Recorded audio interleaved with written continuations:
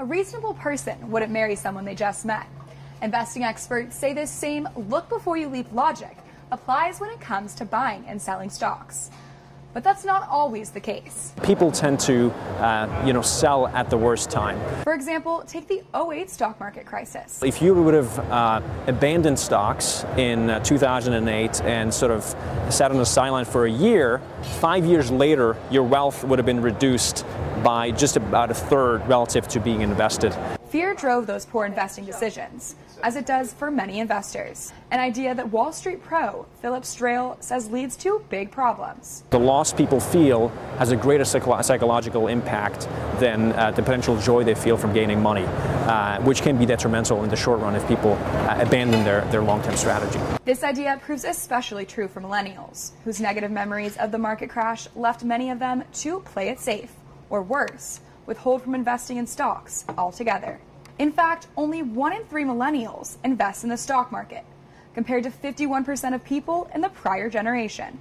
That's according to a 2016 study by Bankrate. It's really hard to reach one's financial goals if you're not participating in the American economy, and that's what the markets are. Millennials' fear of loss has kept them from the strong bull market that has since followed 2008. However, one thing it hasn't done is keep them from cryptocurrencies. It's not surprising that millennials are interested in Bitcoin and cryptocurrency right now, but it is a very nascent market. It's a very risky market, and that is generally not an area that, at Investors Business Daily, we believe that investors should be looking at. I mean, there's still a lot of regulatory issues, really a lot of uncertainty. Emotions influence this decision yet again, although this time not from fear, but out of greed. Well, in investing, we call that herding.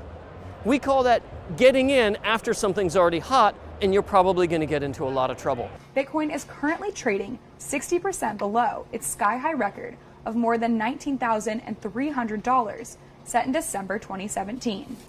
Investors Business Daily markets writer Ken Shreve says this is how to keep emotions like greed out of investments. Getting a good understanding of what is driving earnings growth, and then using charts again. Just people sometimes get scared away from technical analysis and studying price and volume on daily and weekly charts, but that really is just the market on display. That's supply and demand, which governs the market every day. Whether it's fear, greed, hope, or pride, it's important to be aware of how emotions affect your investments.